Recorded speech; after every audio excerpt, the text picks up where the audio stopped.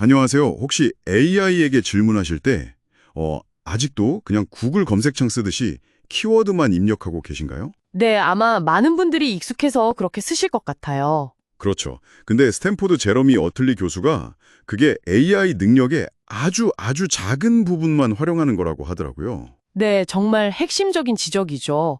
그래서 오늘 저희는 보내주신 자료들, 그 어틀리 교수 인터뷰 영상들을 좀 보면서 뭐 특별한 기술 지식이 없더라도 AI랑 제대로 함께 일하는 법, 그래서 여러분의 창의성이나 생산성을 끌어올리는 방법에 대해 좀 깊게 파헤쳐 보려고 합니다. 네, 좋습니다. AI를 그저 도구로만 볼 게 아니라, 뭐랄까, 팀 동료로 바라보는 관점의 전환. 이게 왜 중요하고 또 실제로 어떤 변화를 가져올 수 있는지 오늘 이 시간이 어쩌면 AI와의 관계를 완전히 새롭게 정립하는 그런 계기가 될 수 있을 겁니다. 사실 많은 분들이 AI 인터페이스가 검색창에 함께 있으니까 자기도 모르게 그냥 검색 엔진 쓰듯이 사용하는 것 같아요. 저도 좀 그렇고요. 맞아요. 익숙하니까요. 근데 어틀리 교수는 바로 그 익숙함이 오히려 AI의 진짜 잠재력을 딱 막아버리는 가장 큰 오해라고 지적하더라고요. 네, 핵심은 그거죠. AI를 그냥 명령만 기다리는 도구가 아니라, 같이 아이디어를 만들고 또 문제도 함께 풀어가는 그런 팀 동료로 봐야 한다는 인식의 전환. 이게 필요한 거죠. 팀 동료요.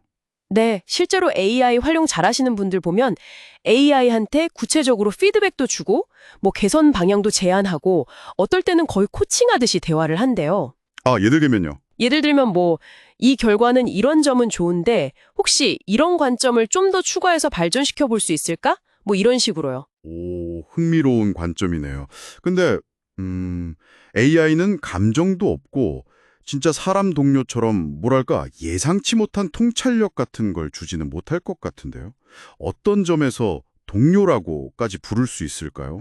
좀 궁금하네요. 아, 그거 좋은 질문이십니다.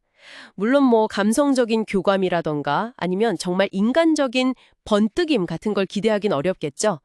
여기서 동료라고 하는 건 우리가 좀 막혔을 때 다양한 관점을 던져주고 또 끝없이 대안을 만들어주고 또 우리가 놓친 부분을 보완해주는 그런 지적 파트너 역할에 가깝다고 보시면 돼요. 아, 지적 파트너. 네, 지치지 않고 다양한 가능성을 막 탐색해주는 그런 동료인 셈이죠. 그렇군요.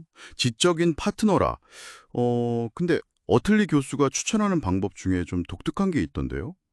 키보드 치는 대신에 목소리로 대화하라. 네. 사실 그거 좀 어색할 것 같기도 하고 주변 사람들 눈치도 좀 보일 텐데 그 불편함을 감수할 만큼 효과가 클까요? 충분히 그렇게 생각하실 수 있어요. 저도 처음엔 좀 그랬고요. 아, 그러셨어요? 네. 근데 어틀리 교수는 타이핑할 때처럼 막 완벽한 문장을 만들어야 한다는 그런 심리적 부담감, 그걸 내려놓을 수 있어서 오히려 훨씬 자유롭고 깊은 아이디어가 나올 수 있다고 강조합니다. 아, 부담감이 줄어서요? 그렇죠. 그냥 편하게 생각을 막 말로 쏟아내는 과정에서 예상치 못했던 어떤 연결고리 같은 게 만들어진다는 거죠. 그 교수 말이 인상 깊었는데 똑똑하게 보여야 한다는 압박감을 내려놓을 때 진짜 지능이 발휘된다고요. 아, 그거 와닿네요. 그럼 예를 들어 회의 끝나고 보고서 개요 잡을 때 좀 막막할 때 있잖아요. 네, 많죠. 그럴 때 AI한테 그냥 말로 아까 우리 얘기 나눈 것 중에 핵심만 좀 뽐아서 개요 초안 좀 만들어 줄래? 혹시 내가 놓친 부분이나 더 나은 구조는 없을까? 뭐 이렇게 인터뷰하듯이 요청해 볼 수도 있겠네요. 바로 그거죠. 실제로 그렇게 해서 40분 만에 초안이랑 여러 가지 프레임워크 제안까지 받은 사례도 있다고 하니까 한번 시도해 볼 만하죠. 40분 만에요? 와. 네. 그리고 더 나아가서 AI한테 AI 사용법 자체를 물어볼 수도 있어요. 네. AI한테 AI 사용법을요? 네. 이게 뭐 엑셀이나 파워포인트 같은 기존 도구랑은 확 다른 점이죠.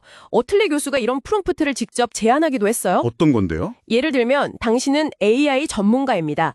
제 업무와 목표를 더 잘 이해하기 위해서 제게 필요한 질문을 좀 해주세요. 이렇게 시작하는 거예요. 오. 그리고 제 상황을 파악한 다음에 제 업무에 AI를 활용할 구체적인 방법 2가지랑 제가 전혀 생각하지 못한 기발한 방법 2가지를 제안해 주세요. 이렇게 요청하는 거죠. 와.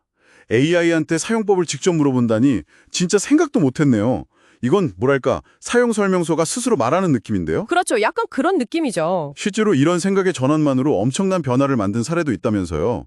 그 미국 국립공원 관리청 애덤 라이머 씨 이야기요. 아, 네네. 그 사례 정말 인상 깊죠.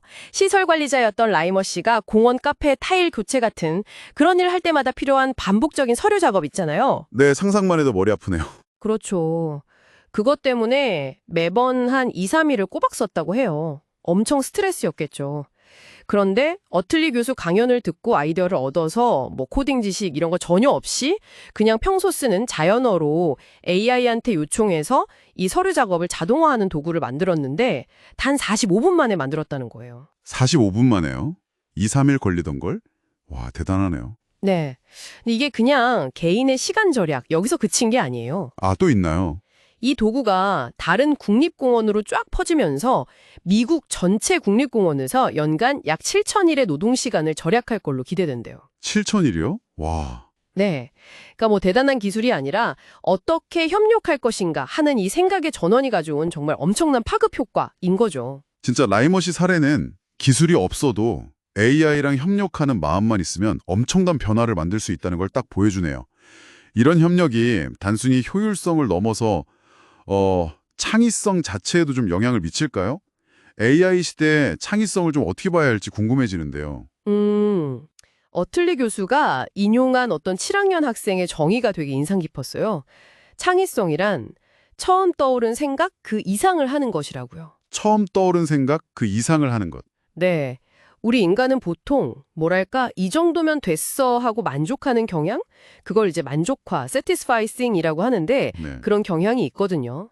최선이 아니라 그냥 충분히 좋은 수준에서 멈추는 거죠. 아, 그렇죠. 완벽하진 않아도 그냥 넘어갈 때가 많죠. 네. 그런데 AI는 이 충분히 좋은 결과물을 정말 놀랍도록 빨리 내놓거든요. 그럼 여기서 AI를 활용해서 더 많은 아이디어를 만들고 변형하고 막 결합하면서 첫 생각을 넘어서려는 의지, 이게 중요해진다는 겁니다. 아, AI가 빨리 결과물을 주니까 그걸 바탕으로 더 나아가려는 노력이 중요해진다. 그렇죠. AI 자체가 창의성을 대체한다기보다는 우리가 창의적인 결과에 도달하는 그 과정을 혁신하는 파트너가 되는 거죠. 물론 거기에 여러분의 경험이나 관점, 그리고 어떤 영감이 더해질 때 진짜 차별화가 이뤄지는 거고요. 네. 오늘 이야기 들어보니까 핵심은 정말 명확해 보입니다. AI를 단순히 사용하는 도구가 아니라 함께 일하는 동료로 바라보는 관점의 전환. 이게 핵심이네요. 맞습니다. 뭐 기술 지식이 부족한 건 어쩌면 부처적인 문제일 수 있겠어요. 중요한 건 AI를 협업 파트너로 대하려는 여러분의 그 열린 마음과 태도, 이게 아닌가 싶습니다. 네, 정확합니다. AI가 창의성의 정의 자체를 바꾸진 않겠지만 여러분이 창의적인 결과물에 이르는 그 여정, 그 방식은 완전히 바꿔놓을 잠재력이 있거든요. 네. 그러니까 오늘 당장 평소에 좀 지루하다거나 이거 하기 싫다, 귀찮다 느꼈던 업무 하나를 딱 떠올려 보세요.